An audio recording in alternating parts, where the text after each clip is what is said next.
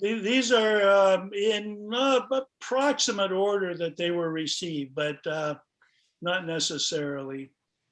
So the name of the photographer will show, and then their photographs with the titles that they have provided. And I copy the titles directly from their submission. So if there's any spelling mistakes or anything, it ain't my fault. My God.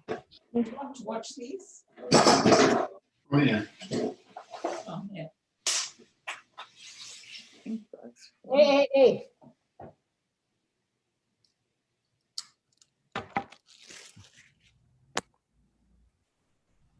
One thing I have noticed that's been improving over the years is people are closing in on the subjects. You'll notice that there's very little wasted space in the majority of the photographs. Mm. I know I'm going to do very well with all this lot. What? These are all super. Where's the name right there? Oh, okay. Don't give up hope. Pretty good. No accounting for the taste of the judges. Oh, look. That's a hummingbird here. Here too. Showing everybody's. It's just going through them all, yeah. Twins. Yeah.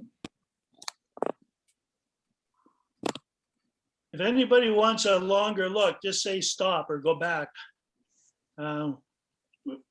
We can do a little bit of that. Not to check.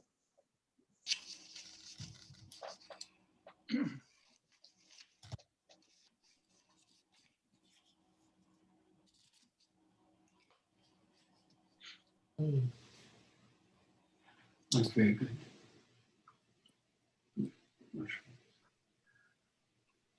You probably know that the photographs can be from anywhere in the world and taken at any time. We don't put any restrictions on That's pretty. that. And I think that was a help this year when people weren't traveling as much This as is better. usual. all the way. So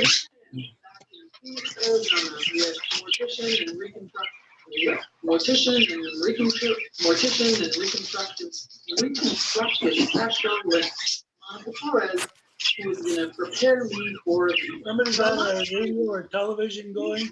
demonstrate Monica's technique. But today we're using. We should make it clear that all of Monica's tools and tools.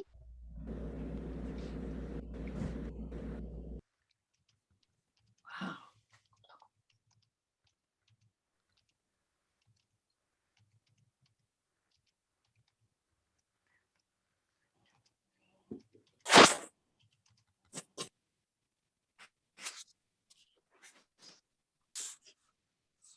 Okay, Ron, Yeah, you know what? I think I'm gonna have to mute everyone because we're getting some problems here. And okay. it's really hard for me to monitor where the noise is coming from. So I Yes, think it's better if I just mute everybody. I'm sorry about that. okay. They can unmute themselves to make a comment. All right. Sorry about that, but hang on, because when I mute everyone, I think it mutes you as well. So just a second, I'll unmute you right away.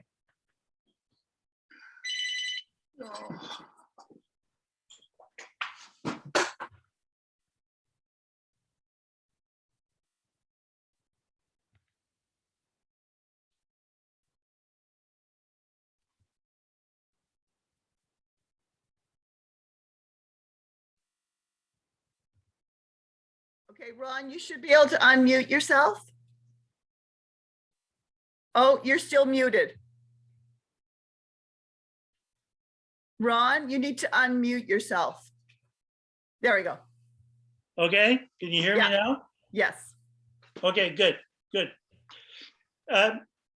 So a real treat this time was John Harvey has had his two young daughters submit photographs. And these girls are just amazing. To look how much more interesting this, the position of the bird in the frame is compared to if it was just straight across. I mean, that's really good composition. Nice to see young photographers getting involved. And her sister, look at that. Doesn't get much better than that. And photographing from the bird from the back, that's good. It shows us the detail in the feathers on the back, but it was really important that she waited until the bird turned and looked at the camera. Picture wouldn't be very interesting if we were looking at the back of the bird's head. And putting this bird in front of the trees behind makes a nice clean background. So we've got a nice clear shot of this bird. So nice going, girls, nice going.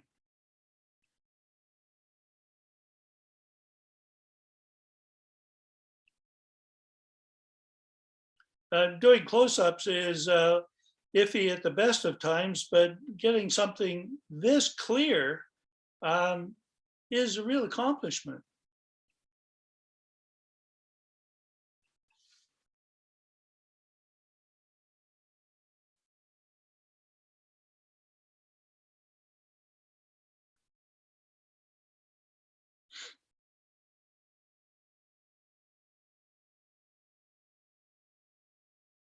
I like it when we get titles that identify the subject. I think that's the best kind of title. We don't require titles, but we'll use them if they are submitted.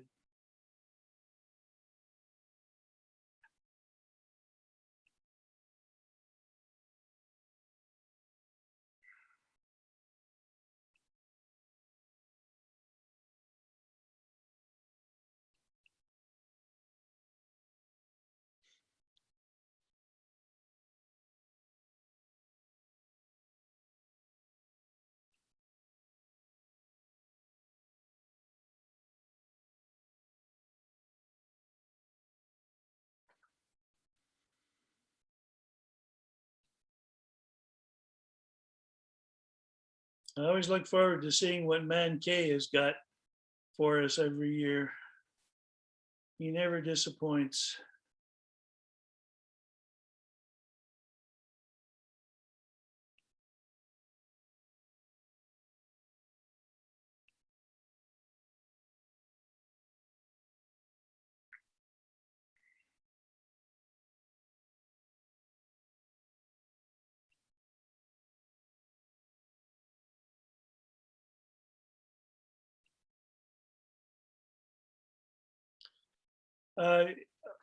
If you've ever listened to one of these contest presentations that I've done before, you know that I'm really big on backgrounds.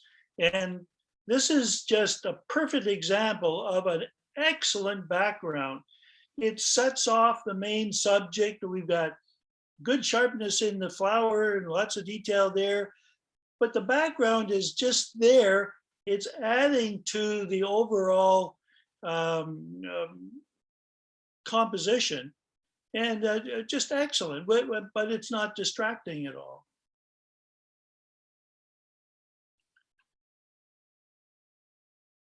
As far as I'm concerned, backgrounds are at least as important as the main subject.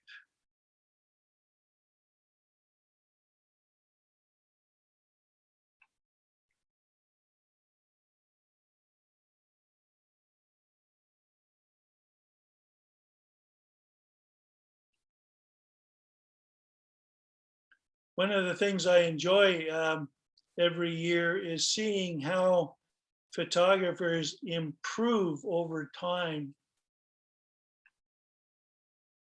Penny's a good example of that. She's got some really nice pictures this year.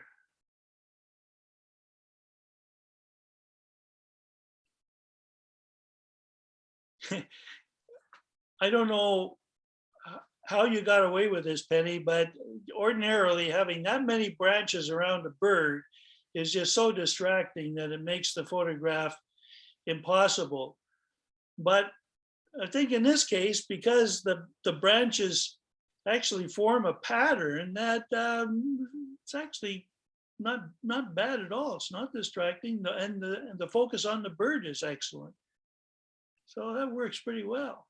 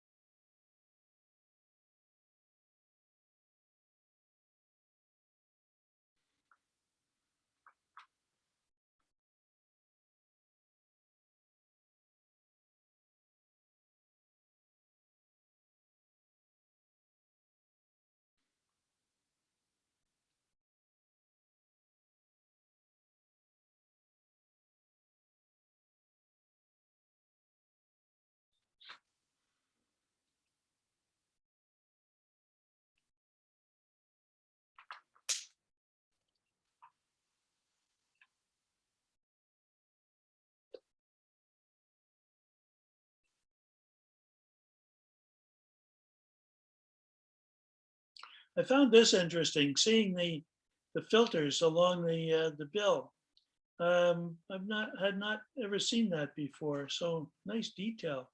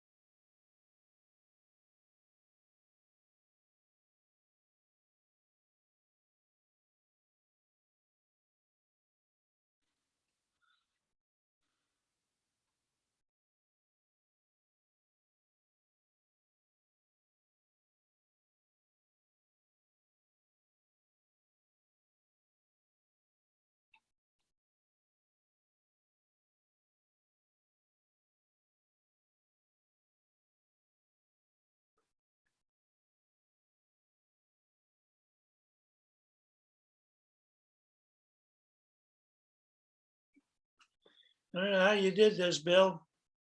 I have trouble getting a decent picture of a bee sitting on a flower, let alone in flight.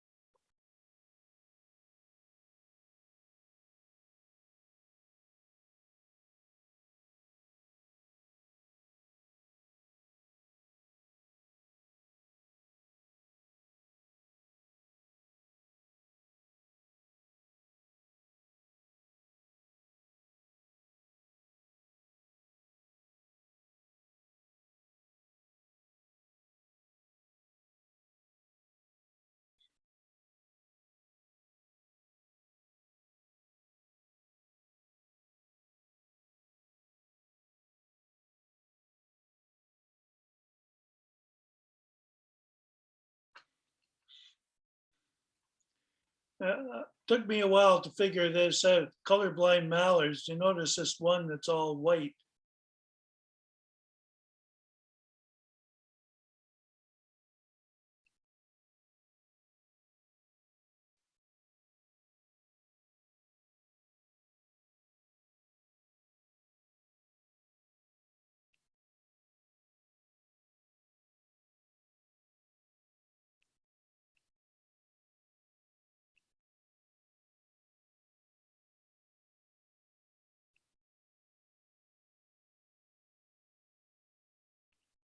I never would have thought someone could make an interesting composition out of a few grass stems.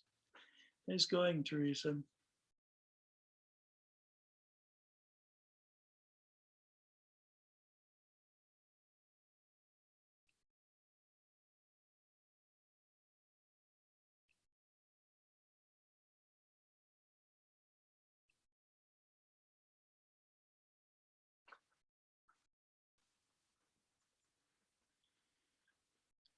This takes a little close looking as well. The mite is this formation of ice from the center. If you look at it, it does have a shape to it.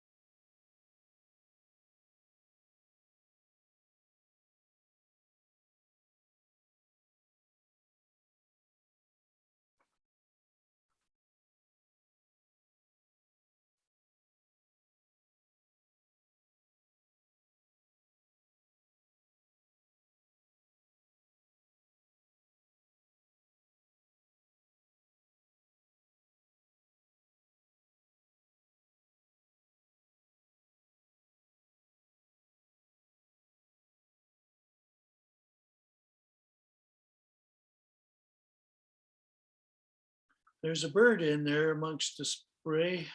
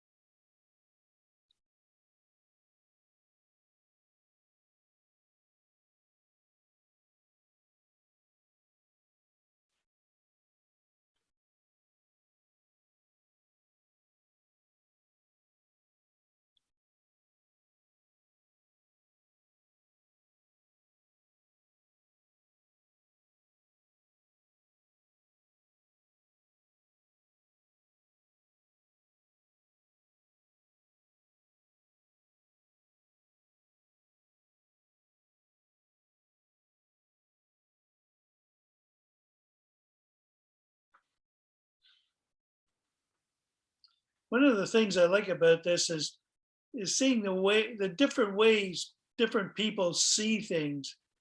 Never would have occurred to me that this situation would have made a worthwhile photograph. I wouldn't even have raised the camera, but Jerome has done something unusual here, and I think it works.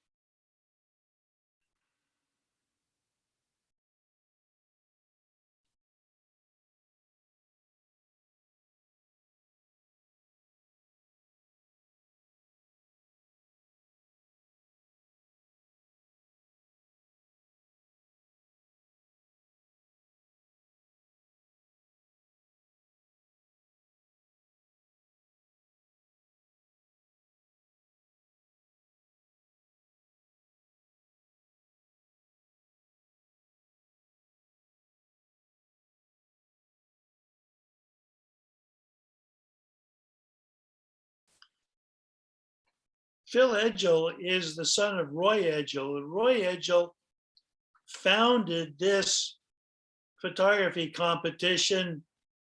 It could be 40 years ago. And Roy set up all the parameters and made the rules, and all of that was so well thought out that since I took it over, I haven't changed anything that Roy was doing. Only Roy was doing it the hard way. Everything was done by slides back in those days. So he had to receive the slides, have them judged, package them up, and mail them back to the photographers. That was a huge job.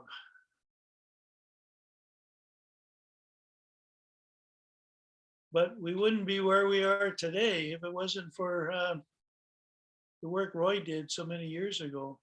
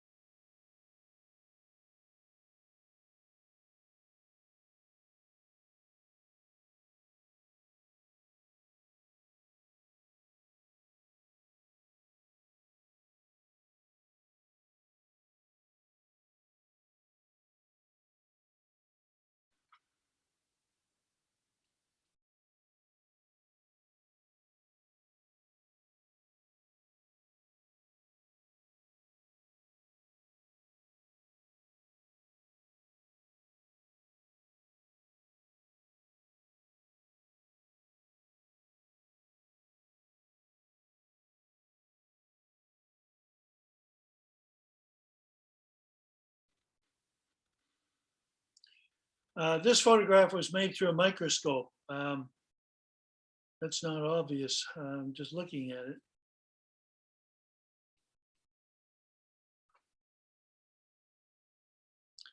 Well, we've gotten through the body of it, but I'm going to take a little bit more time with the winning photographs and try and explain why we chose them.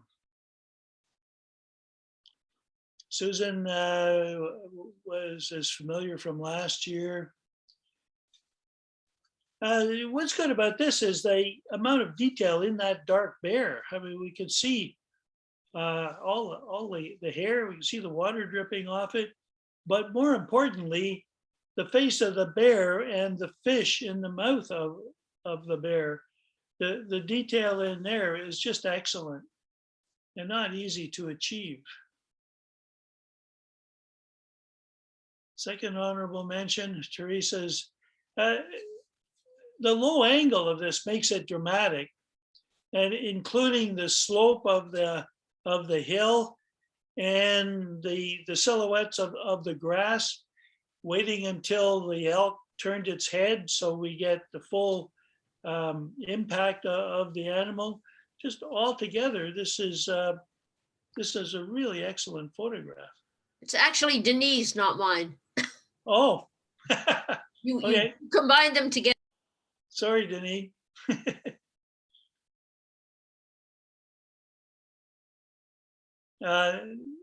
This says about all there is to say about giraffes. We can see it's a tall animal because of we're looking at it over the trees, and they do look kind of goofy. So we've got that expression here, as well as the eyelashes. And it's nicely, technically it's well exposed, and there's nothing distracting about the background.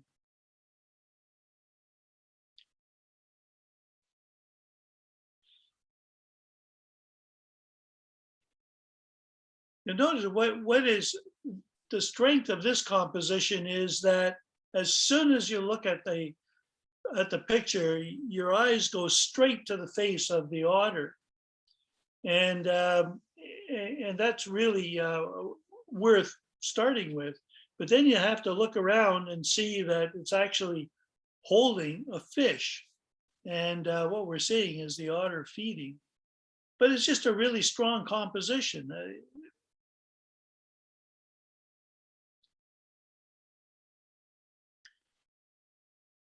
This is not only giving us a different view of a lion, it's technically well done as well, focusing on the lion behind all that grass isn't easy to do. The camera wants to focus on what it sees first, and that's the grass.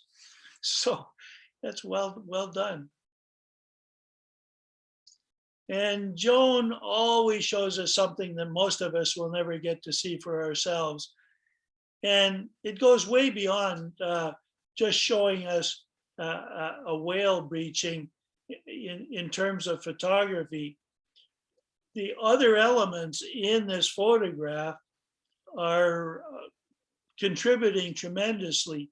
First of all, the horizon is straight. That's not as common as you might think. And the detail in the hills and the background certainly makes the background more interesting than if it was just plain sky or just water.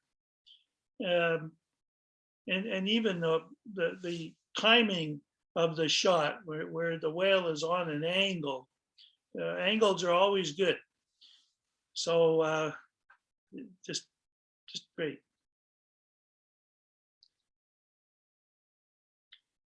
Teresa, is this yours?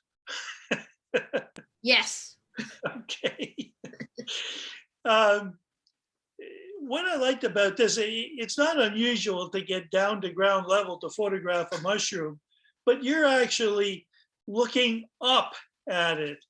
And that unusual angle makes the picture much more interesting, as well as you found a mushroom that probably most of us have never seen. I certainly haven't, and I've photographed mushrooms for a long time. So good angle. I should say that there are so many good photographs here that we've used honorable mentions as much as we possibly can. And so if you get an honorable mention, that's as good as winning a prize. I mean, I just wish we had more than first, second, and third place. So many of these excellent photographs need to be recognized. We like the rich color in this composition, the sharp detail in the pollen, the contrasting color.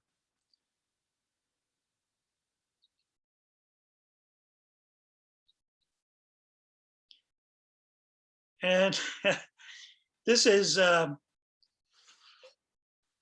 very successful, but it shouldn't be. And I cannot make up my mind why it works as well as it does.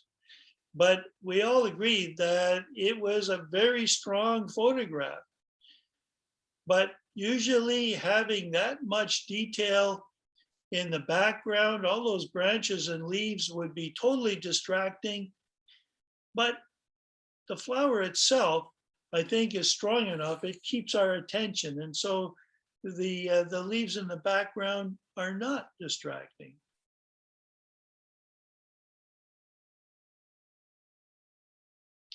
Nice one, Bill. This is a plant I'm well familiar with, but finding a plant that is so photogenic is unusual. So that's a good start. But then choosing a low camera angle and using a wide angle lens to put the plant in context was just a really good choice. So we got much more than just a picture of the alpine poppy. We've got a picture of everything about the alpine poppy. Nice going, Caroline. I know from considerable experience that this is difficult to do. You have all of that stuff sticking out from the center of the flower, making everything look in focus is darn near impossible. And yet this time you've done it. We're not aware of the bits that are closest to the lens being unsharp, or the parts farthest from the lens. We know that it can't all be in focus, but you've placed your plane of focus exactly right, so we have the feeling that everything's in focus. Plus we've got, as I mentioned before, diagonals are always good. So putting these on a diagonal, and we've got another diagonal here, it always helps to make the composition more interesting, as well as just really nice color.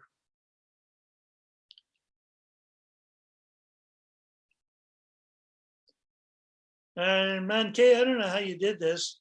It's hard enough to photograph a dragonfly in flight, let alone catch or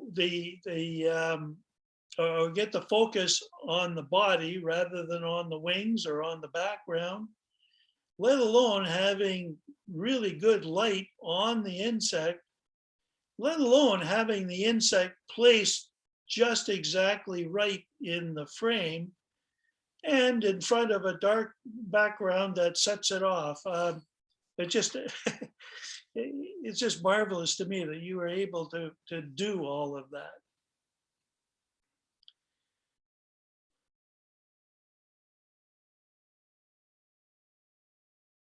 This is lots of color, always a nice to see.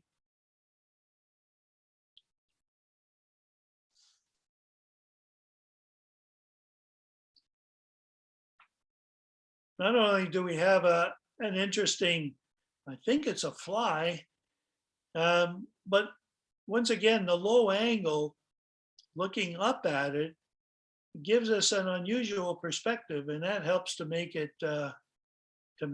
more interesting. And we got lots of detail in there as well, even to the grains of pollen on the antennae.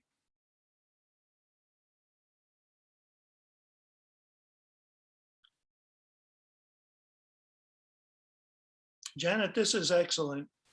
We're looking at the shadow side of the butterfly, and yet so it's darker than the other side would be, and yet we still can see all the detail in that shadowed wing.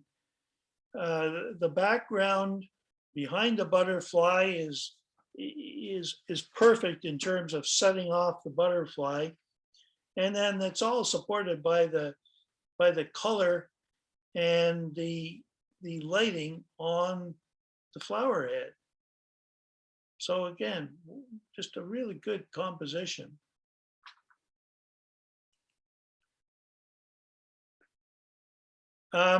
Once again, this is a photograph that is very hard to analyze in terms of why it's successful, but it is. It's visually very appealing, whether it's the color coordination between the insect and the mushroom, or the texture in the mushroom. The focus on the insect is absolutely perfect. So this is just a photograph that we all like very, very much. And Marion's picture of the sweat bee. Of course, this is all about color and getting so much color together in one place, and being able to photograph it is pretty remarkable. So this is a well-earned first place for Marion.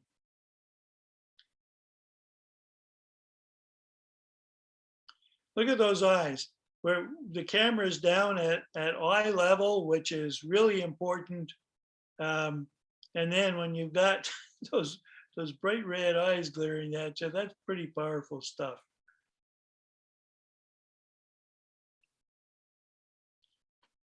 And Penny, this is just an excellent photograph.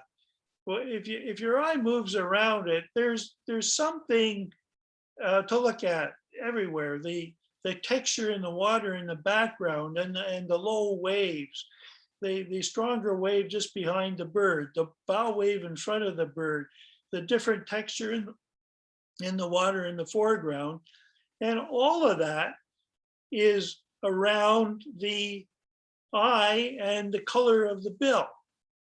Just the turn of the angle of the head, the angle of the camera, everything is just excellent here.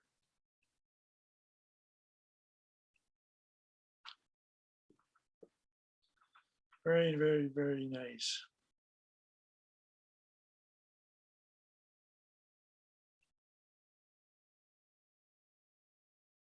Now, once again, this works in spite of having a lot of stuff going on, which ordinarily is distracting.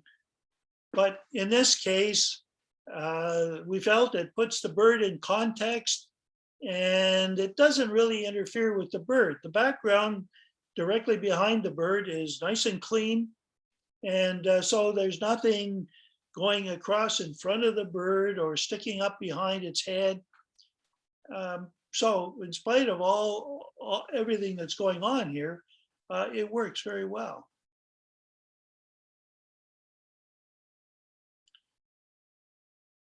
And here now these next three pictures, the top three in the bird section have got something in common, and that's action.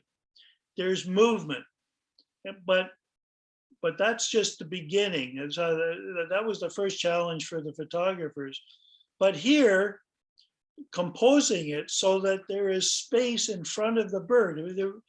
If the bird was right dead center in the composition, it would not be nearly as successful. So putting it off to the side a bit as it is, it was just exactly the right thing to do. And plus, you can see that technically it's excellent. Exposure is perfect. There's no burned out areas in the lighter parts of the bird. We can see detail in every part of the bird. Well done.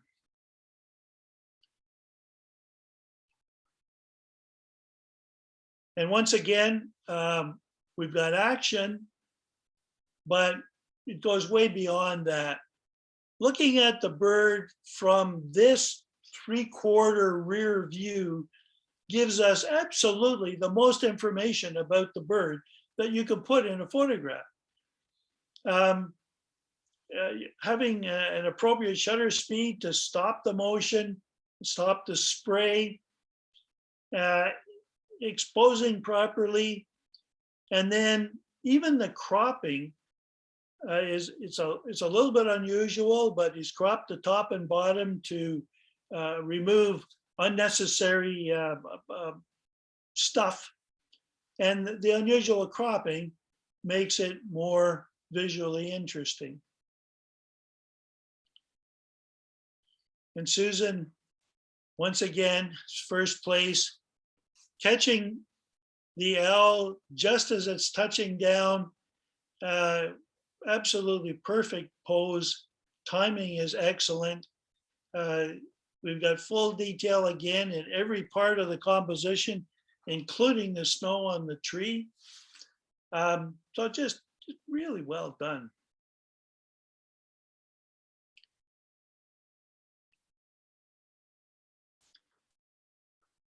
This photograph is so effective that every time I look at it, I kind of get a brief feeling of vertigo, like I'm about to fall off a cliff.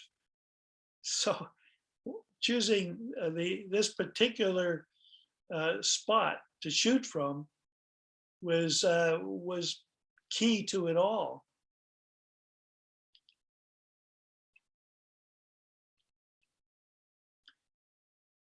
And once again, I don't know how Daphne accomplished this. Ordinarily, there's two ways of photographing a waterfall.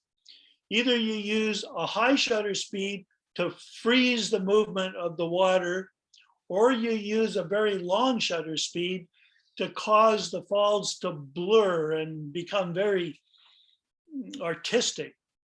Well, here we've got both, and I don't know how that's possible. So we look down in this area, you can see the water drops are frozen.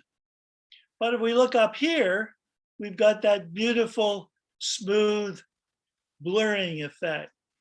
So Daphne's managed to accomplish both in a single photograph.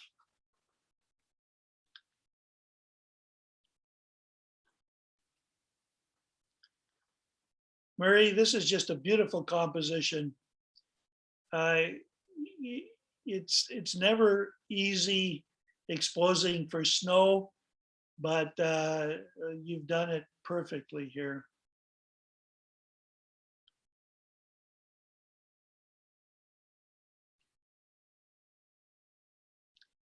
And I can't imagine how this could be any better. The camera angle is excellent. The cropping of the photograph to square format is very appropriate.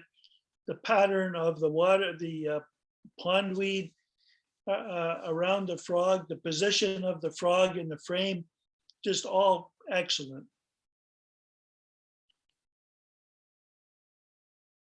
And then, how you take a tree with bare branches on an absolutely dull, overcast day, and you make a photograph this successful out of that is just beyond me. I don't know how you do that.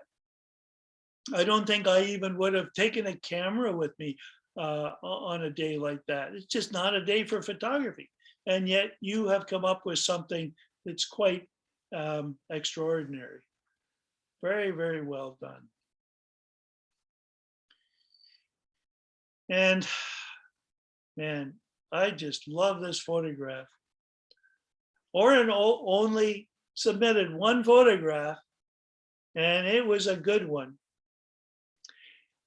On the left side, and I know now you're only noticing it when I point it out, but we've got some blurred, out of focus stuff that ordinarily would be bad news. Having anything out of focus in the foreground is usually distracting.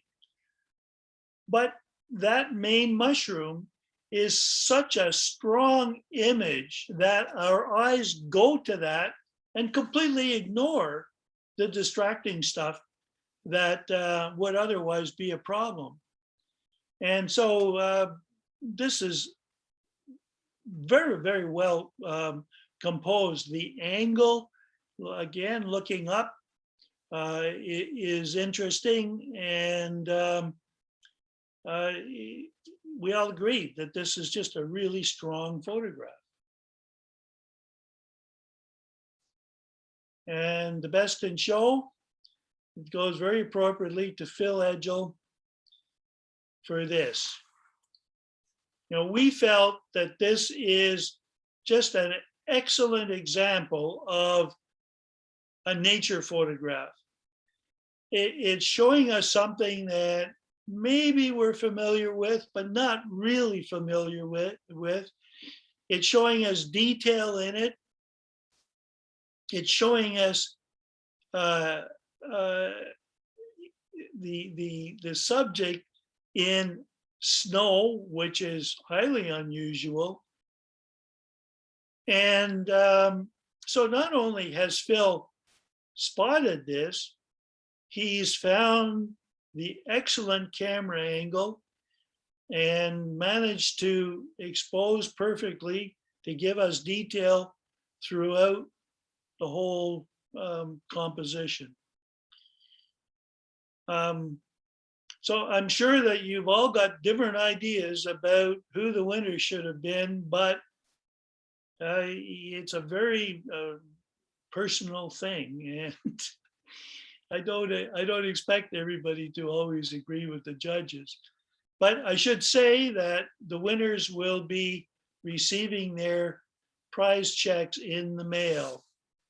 The winners of each of the 5 categories get a $40 check, and the best in show, Phil will be receiving an $80 check. And so that's the show for this year.